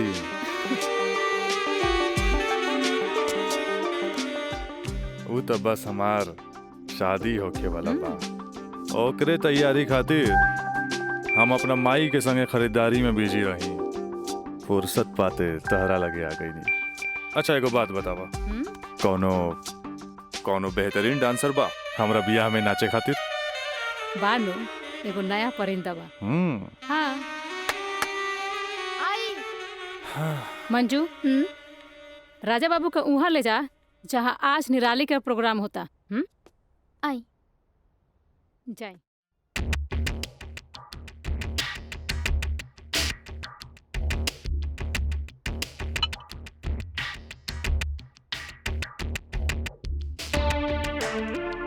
कस्तूरी, तार निराली हमरा बहुत पसंद आई। पसंद तो आ गल राजा बाबू, लेकिन ओकर रेट तनिक कड़क बा। पूरा 5 लाख लेतिया। लाख 2 लाख तो हम तारा पे ऐसे ही उड़ा दिला, तब 5 लाख कौन बड़का चीज बा? ओकरा से कह दिया हमार बियाह में अगर उ कमर तोड़ नाच करी ना, हम ओकरा सोना ना जराओ हीरा के अंगूठी दे, उहो अपना तरफ से। और बाकी के रिश्तेदार जे ओकरा पैसा दी हैं वो अलग बात। एक कस्तूरी, हीरा के अंगूठी केहू ऐसे ही ना देवेला। अच्छा तो ऊ रवा दिलो दिमाग में इतना घुस गइल बिया। अच्छा एगो काम करब, तनी हेने लावा, हमरे तरफ से ई ला। हाँ डैडी, का बात बा? तू जहाँ बाड़ा जल्दी से चल आवा। ठीक बा, हम अभी आओ तानी। बड़ा कमजोर बराउर इना मुराद इश्क, ऐसे उतारे के जाम लहले बगैर चल देनी। हाँ कस्तूरी भाई, डैडी के कुछ जरूरी काम आ गइल बा, से जाए के पड़ी। ठीक बा, अब डैडी के फोन आइल ह ते में हम का बोली। चला तनी, बाय।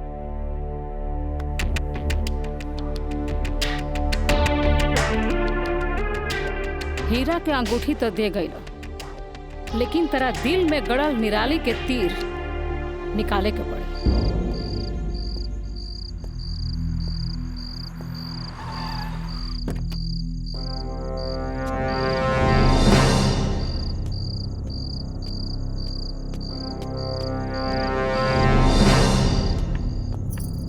का बात बा डैडी, इतना अर्जेंट में क्या बोले नहीं हमरा के?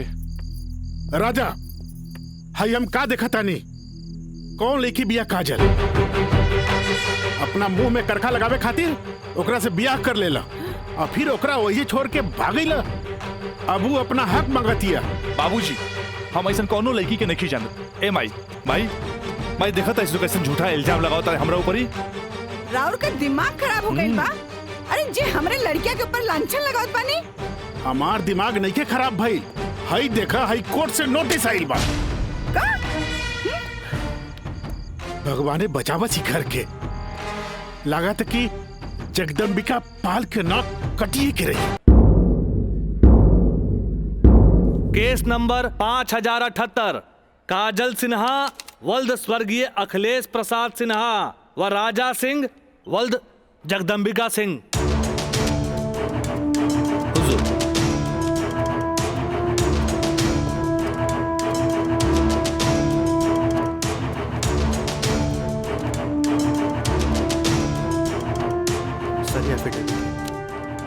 कर गवाहन के। अच्छा ठीक है, चल बेटा। मिलॉर्ड, असल में ये एक अमीर आदमी के प्रताड़ित करे वाला केस है। साथ में पढ़े वाला 2 बालिग दोस्त के आपन मर्जी से हम बिस्तर होए के केस है। I object milord. हमार फाजिल दोस्त एकदम बेकार का बात कर रहा बड़न। सच्चाई तो यही है कि हमार मुवक्किल काजल का बिया राजा के साथे बाकायदा मंदिर में भैल रहे, और यह 2 गवाहन के एफिडेविट। एगो राजा का सबसे खास दोस्त मयंक और दूसर बियाह कराए वाला पंडित। आप देख ले। 4 साल बाद हमार फाजिल दोस्त के मुवक्किल कहाँ रहले? सच्चाई तो ई बा जज साहब कि हमार मुवक्किल राजा के शादी रोक के रुपया ऐठे के एगो षड्यंत्र बा, षड्यंत्र। शादी? कैसन शादी?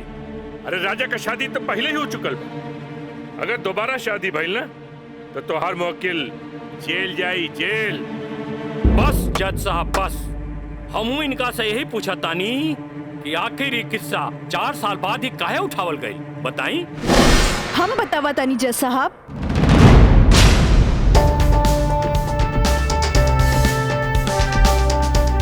हम बताई।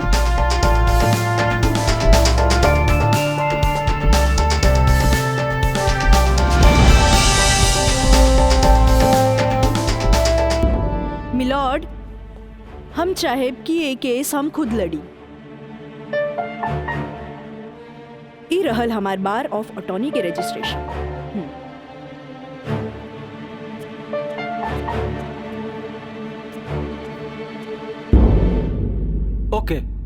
You can proceed. Thank you sir. आशीर्वाद दी। खुश रह। जा।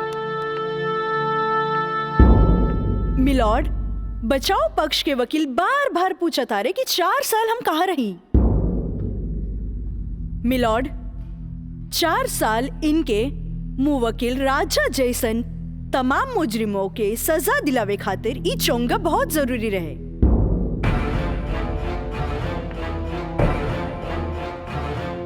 मिस्टर हैदर काज़मी साहब, अब समझ में आयल कि 4 साल हम कहाँ रही कि और डिटेल बतावे के पड़ी। तो मिलॉर्ड, हम केस के स्टडी खातिर हमरा के कुछ समय चाहिए। हाँ, कोर्ट इंस्ट्रक्ट करती है कि राजा की शादी रोक दी जाए जब तक कोर्ट का फैसला न हो जाए। बचाव पक्ष के वकील की रिक्वेस्ट पर यह कोर्ट मुअत्तिल की जाती है।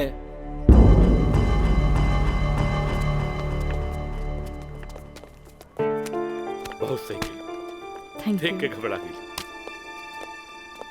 तुरंत चल गई। बहुत अच्छा। ए वकील साहब, कोर्ट से समय काहे ले लेनी हो?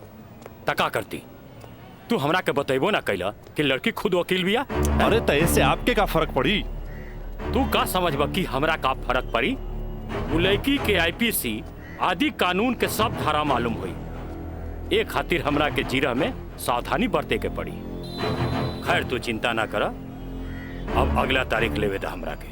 वकील साहब, अगला तारीख रहुआ जल्द से जल्द ले लिहल जाओ, और रहुआ पैसा के चिंता एकदम न करब। हम पैसा के चिंता ना करब, अगला तारीख जल्दी ले ले हम। चलो चलो बाबूजी, चलो चलो।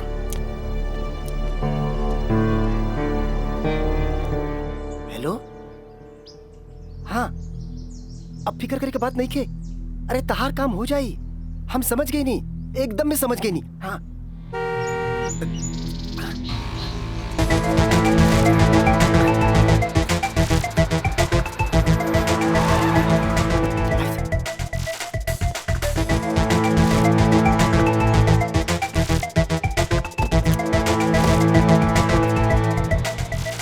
हटा ना, ये पाइप पे कर दिया है। रखा था नहीं। हाँ।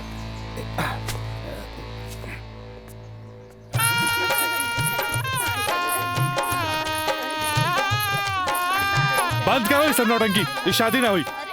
अरे हटा, फेंक सब, हटा।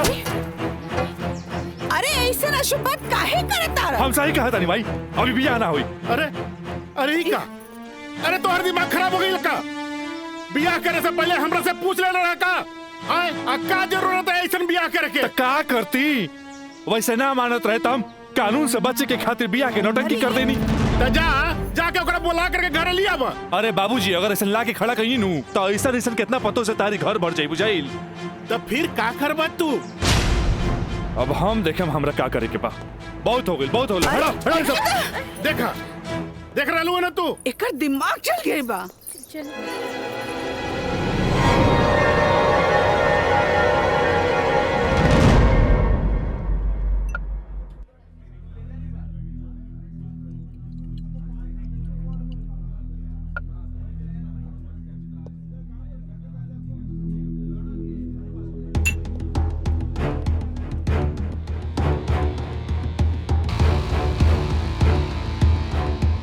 बोला राज, क्या बात पर? पहले पेट तब भी बहुत दिन का बाद मिला।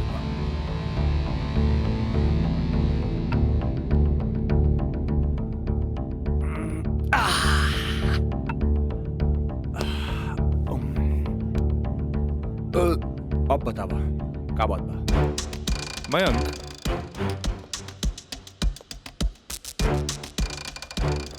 भाई तोरा अपन बयान बदले के पड़ी। एफिडेविट के बाद भी? दोस्ती खातिर।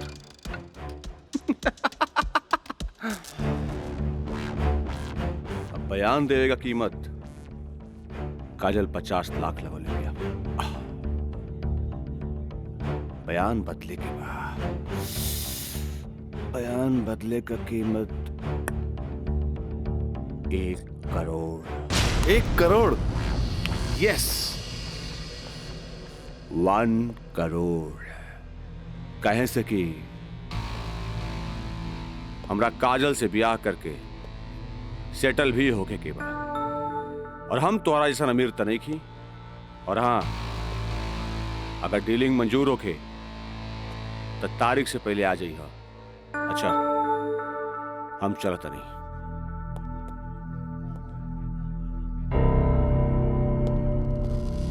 हमार बिल्ली हमरे से म्याऊं।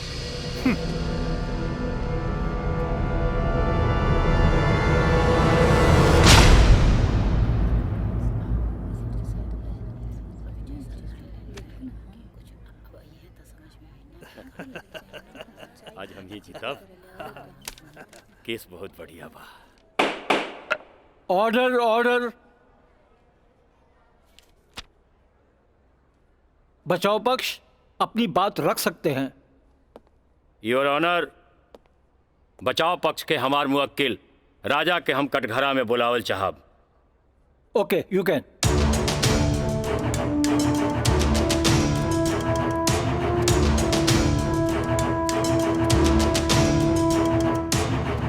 हम गीता पे हाथ रख के कसम खाता नहीं, जे भी कहब सच कहब, सच के सिवा कुछ न कहब।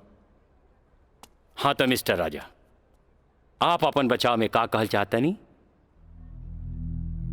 जज साहब, हम ये बात माना तानी कि हम और ये काजल कॉलेज के दिन से एक दूसरे के चाहता नहीं। अपना अपना मर्जी से हम दोनों भाग के शादी भी मंदिर में कर लेनी। होटल के बिल और ही शादी के खर्चा कुछ ज्यादा हो गए रहे, यही से हमरा घर वापस आए के पड़ल। पर जज साहब, हमार इरादा बिल्कुल नेक रहे।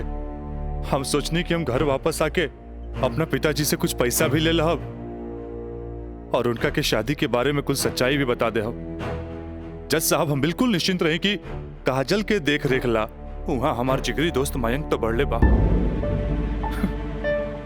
पर जज साहब, जब हम वापस लौट के गई था वहां के नजारा देख के तो हमार होशे उड़ गई। जज साहब, हमार नई नवेली दुल्हन काजल हमारा जिगरी दोस्त मयंक के बहिया में गलबहिया खेलत रहे। I object milord. ई सरासर झूठ बोलत जा रहलन ह। Objection overruled. मिस्टर राज, आप अपना बयान जारी रखिए। जज साहब, तब खटाक से हमरा दिमाग में एक बात याद आ गई कि कॉलेज के दिन में हमार जिगरी दोस्त मयंक हमरा से बोले रहे कि वो काजल के पसंद करेला और काजल भी ओकरा के पसंद करेली। पर जज साहब, हम सीधा साधा आदमी हो मेरा तेकरा देवर और भाभी के मजाक के रिश्ता समझ लेनी। लेकिन जज साहब, ई सरासर झूठ बोलने जा रहल बारन। I object milord. हमार दरख्वास्त बा वकील साहिबा से कि इनका जे कुछ भी कहे के बा बुलैला पे कटघरे में आके कही है।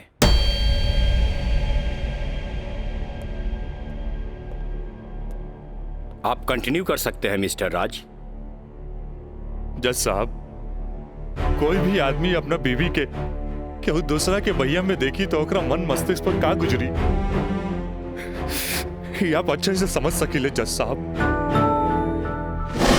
मिलॉर्ड, ई सरासर झूठ के पुलिंदा आपके सामने रखल जा रहल बा। कोर्ट के गुमराह करे की कोशिश करी जा रहल बा। तया पानी ना कोर्ट के सही रास्ता दिखावे वाली। अरे घबराई ना, जल्दी ही रहुओ के बयान देवे के समय मिली।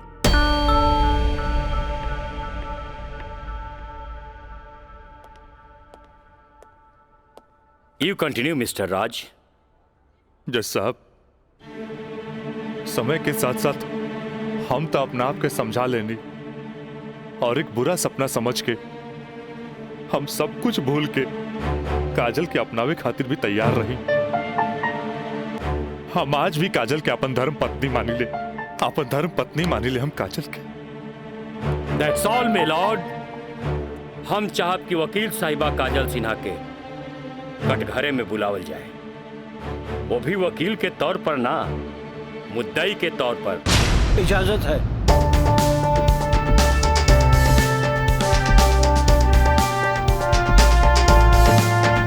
जाइए आप बैठिए। हाँ तो काजल सिन्हा जी, हम चाहब कि आपन प्रेम कहानी अपने ही जुबान से बयां करी।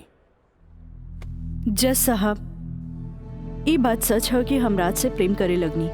मतलब ई कि और पहले केहू से प्रेम करत रहनी, बाद में राज से प्रेम करे लगली? जी ना, पहले हम राज से नफरत करत रही, बुझनी? अच्छा अच्छा, तो नफरत प्रेम में बदल गई? जज साहब, हम अपन मर्जी से ब्याह खातिर राजी हो गई नी और माई बाबूजी के बिना बतैले ब्याह कैनी, जे बहुत बड़ भूल रहे। ब्याह कैनी तो सुहाग रात तो मनैले होई बुना। आई बताई, मर्जी से कि बिना मर्जी से मनैले रहलू? वकील साहब, दुनिया की हर लड़की जब अपन मर्जी से ब्याहली तो उस सुहाग रात भी अपन मर्जी से ही मनावेली ना। हम ए से पूछत रही कि जब सुहाग रात मनावत रहलू तब बगल के कमरा में राज के दोस्त मयंक रहलन ना? तका भइल, मयंक के हम शुरू से देवर के तौर पे देखत रही। अरे देखत भी रही कि मानत भी रही? मानत भी रही वकील साहब, मानत भी रही। जज साहब, यहाँ तक की कहानी तो महज एक कहानी बा जे हर लड़की के जीवन में आवेला। बाकी सेक्शन 420 तो यहाँ से शुरू हो गई कि एगो पति विश्वास में लेके अपन पत्नी के देवर के संगे छोड़ के चल जाला और उहे देवर अपन भाभी के इज्जत के तार तार करे में हर मुमकिन कोशिश लगा देला। बेचारी औरत कैसे भी अपन इज्जत और जान बचा के भाग चलेली और फिर पति मिल जाला और वही कहला कि जे कुछ भी भइला ओकर नाम अब तू रेप तो ना दे सकेलू, काहे कि वो शादी के बाद भइला।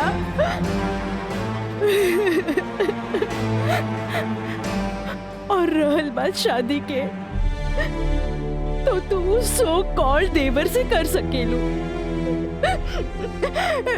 काहे के ओकरा हमार झूठन खाए के आदत है। जज साहब, हमार सगरो अरमान चूर चूर कर दिहल गइल। हमरा कुछ समझ में ना आइल, आखिर हम करी तो का करी? हम परिवार से मजबूर हो गए नी जज साहब, हमरा झूठन बना देल गइल। हम झूठन हो गई नी, हम झूठन हो गई। मिलॉर्ड, अब इनका मेलो ड्रामा झूठ हो या साच, इससे साफ जाहिर होला ई झूठन कहां बारी। जबकि हमार मुवक्किल मिलॉर्ड एक झूठा सपना समझ के इनका के अपनावे खातिर तैयार बा।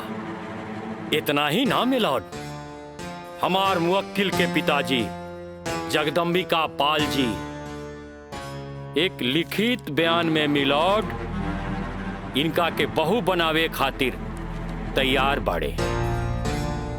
इले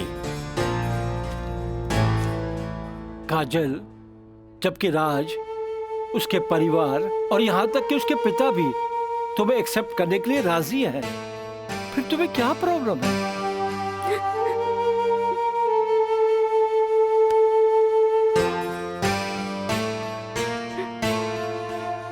तुम बोलती क्यों नहीं हो? कुछ तो बोलो। मिलॉर्ड, वहाँ मर जान के खतरा है। वाह मिलॉर्ड वाह, जौन परिवार के जिला जवान में रिस्पेक्ट बा, जौन परिवार पर आज तक कोनो क्रिमिनल केस नहीं थे, वो परिवार के साथ इनकर जान के खतरा बा।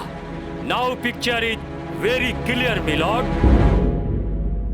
जज साहब, हम वकील साहब से ई पूछे के चाहतानी, जब इनकर मुंह वकील और उनकर पूरा परिवार उ लड़की के एक्सेप्ट करे के रेडी बा, तब उनकर घर में दूसर शादी की तैयारी काहे चलत रहे? हमरा त लागता कि ई लोग कानून के अंधा समझ के ओके बेवकूफ बनावे चलल बा। आज के लिए कोर्ट मुअत्तल की जाती है। The court is adjourned for further dates.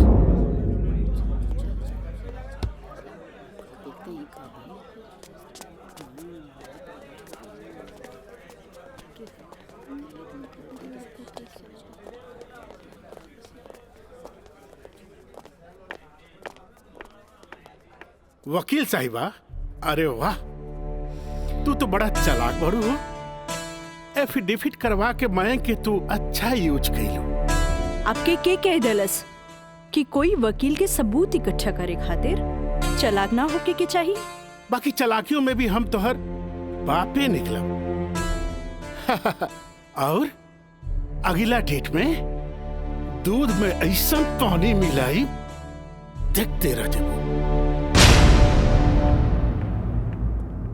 चलो बाबूजी। देखो काजल जी, कल कोर्ट में उनके वकील ने जो बहस की,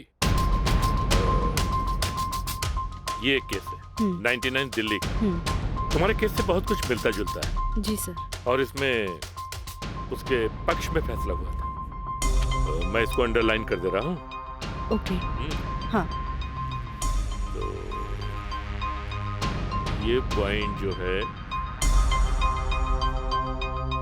ये पॉइंट ध्यान से पढ़ लेना। जी सर। और कल तुम्हारी बहस में ज्यादातर ये बातें होनी चाहिए। ओके। समझ गए ना मिथिलेश? जी। थोड़ा ध्यान रखना, ये सारे पॉइंट्स इसके दिमाग में बैठ जाने चाहिए, क्योंकि सारी बहस इसी पर होनी है। जी। कल की बहस बहुत इंपॉर्टेंट है। जी सर। ये बुक ले जाओ, अच्छी तरह से इसकी स्टडी कर लेना। जी सर। ठीक है, जाओ बेटा। Thank you sir. God bless.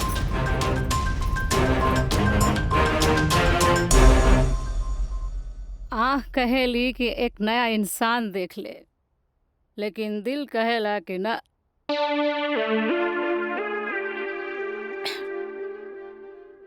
कि वह शख्स एक दिन लौट के जरूर आए।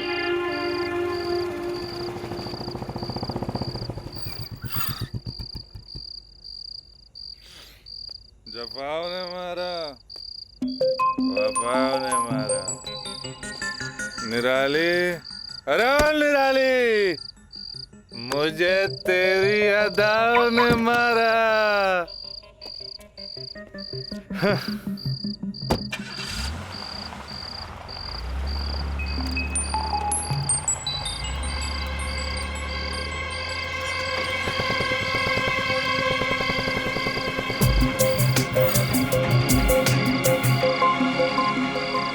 राज यहाँ प्रोस्टिट्यूट एरिया में?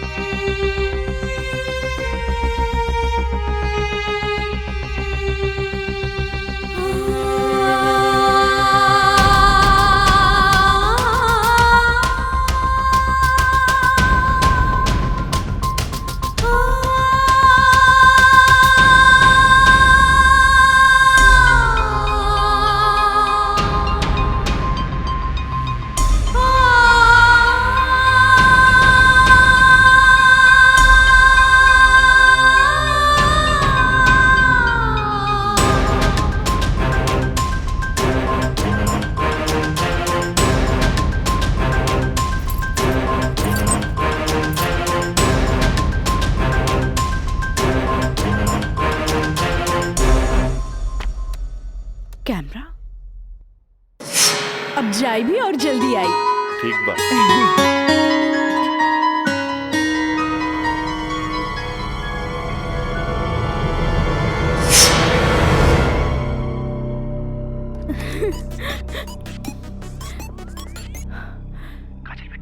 हाँ काका, काजल बोला तानी। काजल बिटिया काम हो गई। काम हो गई काका? जल्दी से 3 कोनवा पर आ जा। ठीक है काका, अब तानी। का बात बा? केहू देखत तो नहीं खे। इला तहार दिहल कैमरा और ई रहल कैमरा के चिप बिटिया। हे भगवान, बहुत बचपुचा के आइल बानी ताकि केहू के शक ना हो। थैंक यू काका। अरे रेखा बिटिया, देखा बिटिया, भगवान के घर में देर होला, अंधेर नहीं खे, और भगवान तारा बहुते कामयाबी दी हैं। अच्छा बिटिया जी। अच्छा बिटिया, हम जाता हैं। ठीक बा।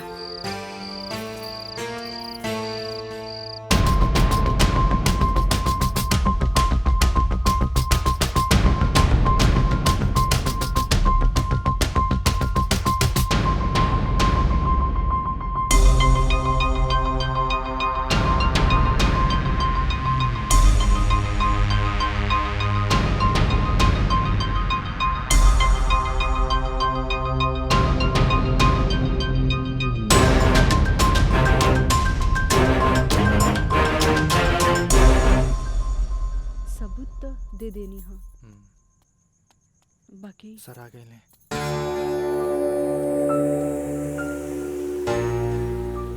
प्रणाम सर। खुश रह काजल। वो लोग समझ ले रहन की तमाशा होई, बाकी तू चुप रह के बाजिए पलट देलू हैं। तू जौन भी सबूत हमरा के देले रहलू, हम सब स्टडी कर ले बहुत सही है। I am proud of you बेटा। Thank you sir. God bless you. Mithilesh ji, कल कोर्ट पे मिले थे। ठीक बा सर। ठीक है, चलो। प्रणाम सर।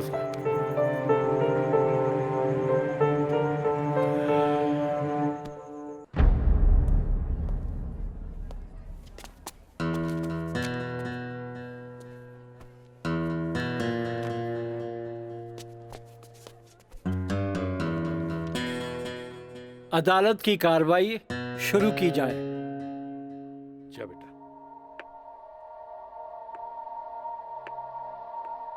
मिलॉर्ड, असल में ई केस एगो अय्याश अमीर आदमी के अय्याशी के केस है। साथ में पढ़े वाली छात्रा के अपन अय्याशी के जाल में फंसा के ओकर असमत से खेले के केस है। I object milord.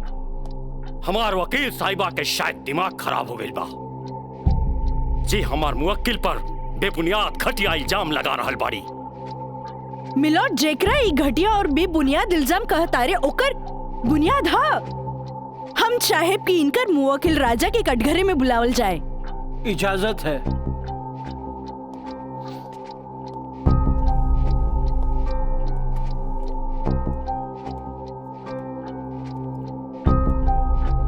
जज साहब, ई उहे आदमी है जे लड़की के चाय के कुर्बा समझेला, जेके पिया और फेंक द। इनकर अयाशी के सबूत के तौर पर हम अपन एगो गवाह पेश करे के चाहतानी। इजाजत है।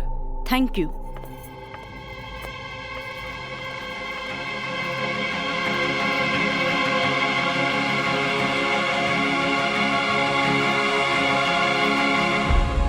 जज साहब, इस शहर के जानल मानल तवाइफ कस्तूरी बाई है। हाँ तो कस्तूरी बाई, ई जे सामने कटघरा में खड़ा बाड़न, का आप इनकरा के पहचाने ली? अरे इनकरा के कैसे न पहचाने? ई तो हमार पुराना ग्राहक राजा हवन। Good, thank you. अब जा सकेनी। हाँ तो जज साहब। I object milord. हमार वकील साहिबा हमार पर्सनल क्लाइंट के केस के रुख के बदलल चाहता रही। आखिर केस के ई बात से का वास्ता? वास्ता हा जज साहब, वास्ता हा। जॉन परिवार के रिस्पेक्ट के गुणगान हमार वकील साहब करत आ रहल बारन, वो परिवार के एक लौता बेटा के चरित्र से वास्ता कैसे ना रही? बताइए जज साहब। अब हम अपन अगला गवाह राजा के कॉलेज के प्रिंसिपल एनके गॉड के पेश करे के चाहता नहीं। इजाजत है। Thank you. प्रिंसिपल श्री एनके गौड़ हाजिर हो।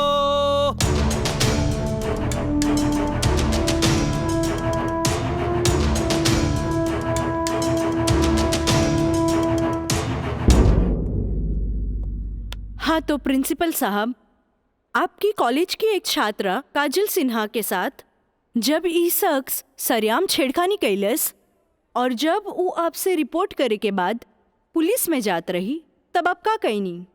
हम ओकरा के पुलिस में जाए से रोकनी और राज के हिदायत देनी कि आपन आदत से ऊ बाज आवे, काहे कि हम ना चाहत रही कि रसूखदार परिवार पर कोई आँच आवे। Thank you. नोट किया जाए मिलॉर्ड। रसूखदार सुनल गई ना जज साहब, हमार वकील साहब के हिसाब से जॉन परिवार पे एक भी क्रिमिनल केस ना हुई भी तो कैसे। खैर, अब हम सबूत के तौर पर इस रसूखदार परिवार के एक लौता बेटा के जिगरी दोस्त मिस्टर मयंक के पेश करे के चाहता नहीं। इजाजत है। गवाह मयंक हाजिर हो।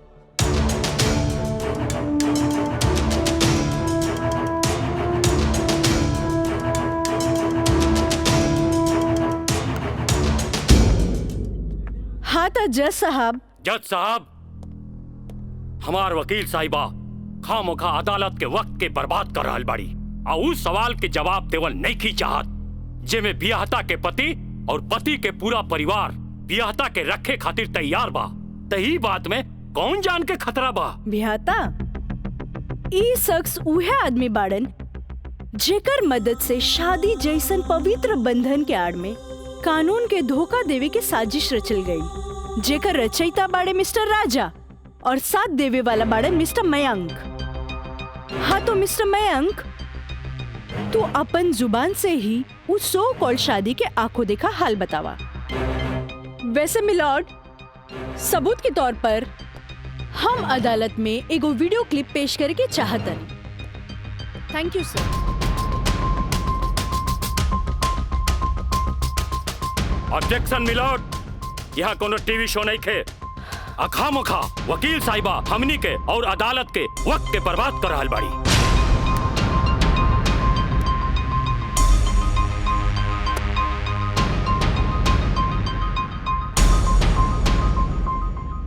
जज साहब, वीडियो क्लिप में साफ दिख रहल बा कि दुल्हा दुल्हन के दाएं बाएं ना बल्कि आमने सामने बैठाल गईल ह, जे हिंदू रीति रिवाज से बिल्कुल गलत बा और ऐसे नहीं से भइल काहे कि पंडित से शादी ना करावल गई, एक बहरूपिया से पंडित के रूप धरावल गई। आप यही क्लिप के साथ पंडित के बयान खुद से देख ली। जज साहब, हम रेलवे कर्मचारी हैं, रुपया के लालच हमरा के नकली पंडित बने पर मजबूर कई देलस। जज साहब, हम एक गरीब आदमी बानी और पैसा का लालच बड़े बड़े लोगन के अच्छा और बुरा समझे का शक्ति के छीन लेला। हम तो एक गरीब आदमी बानी। दोस्त के कहला पर हम एगो भलता आदमी के पुजारी बना के इन लोग का ब्याह करवा देली। आखिर हम भी का करती? जज साहब, काजल की खूबसूरती का हम दीवाना हो गई और काजल के पावे खातिर हम समाज और कानून के हर सीमा के भी लांग गईली। हाँ तो जज साहब, हमार दूसरा वीडियो क्लिप देखी जे ई साबित कर दी कि धारा 420 से शुरू हो करके धारा 376, 375, 362, 361, 120B के ऊ लड़की के साथ अंजाम दिल गल बा। और जज साहब, लगे हाथ हमार दूसरा वीडियो क्लिप भी देख ली प्लीज।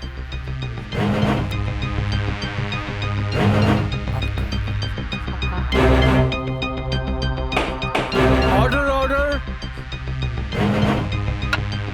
अरे हटाओ, हटाओ, हटाओ। हम सही कहा था भाई, अभी बियाह ना हुई।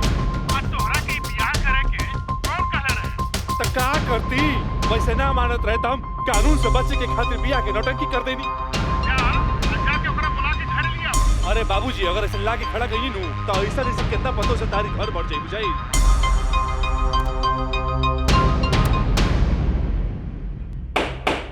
Order order.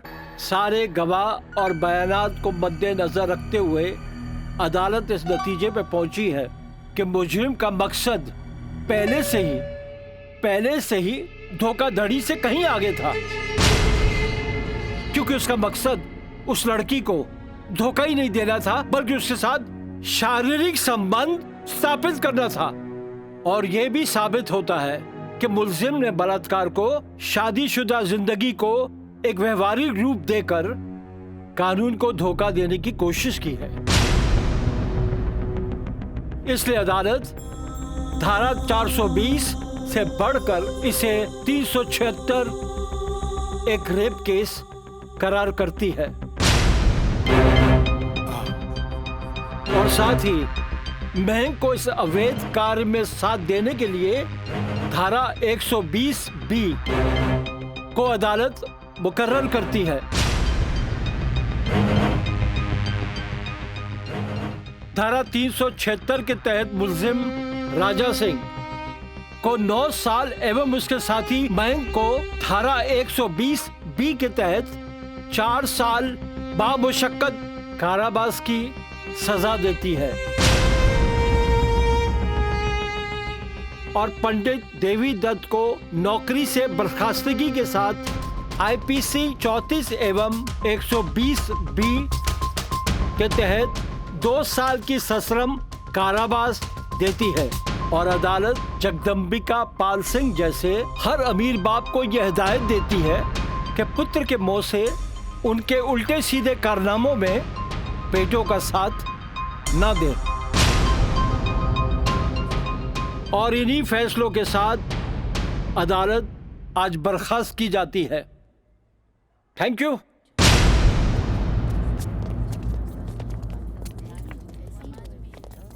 सर,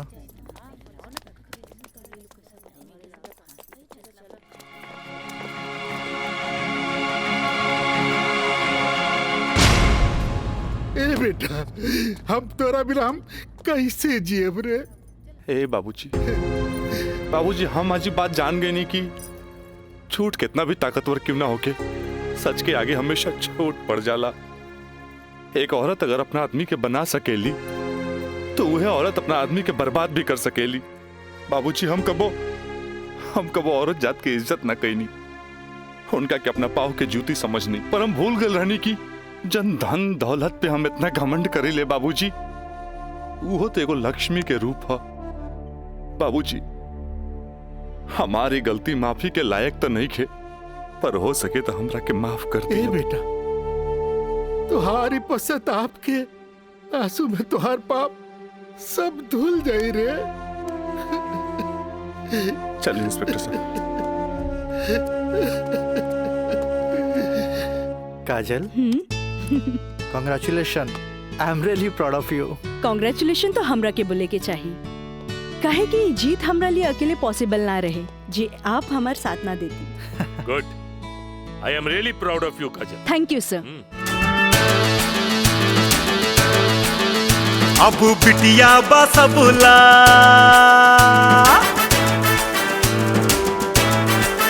हो, अब बिटिया बसबुला अबला ना बोझ रे। आइल में का जमाना सोच भइल सोझ रे। अब बिटिया बसबुला अबला ना बोझ, आइल में का जमाना सोच भइल सोझ रे। अब कानून बाटे साथ हाथ नइखे कमजोर रे। रहे सूतल समाज बेटी कई दिहली भोर रे। अब बिटिया बसबुला अबला ना बोझ रे।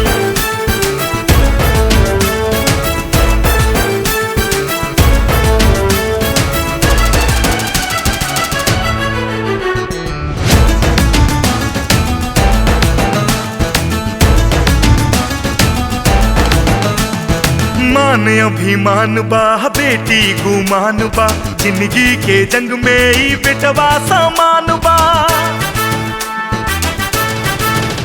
अरे मान अभिमान बा बेटी गुमान बा, जिंदगी के जंग में ही बेटवा समान बा। बिटिया के तरकस में हिम्मत के बान बाबूजी के बाछी ता छुअत आसमान बा, कायल बा दुनिया बुनिया के ओझ के। इता बड़बड़ करना मानू करा ताटे रोज रे, अब बिटिया बा सबला अपला ना बोझ रे।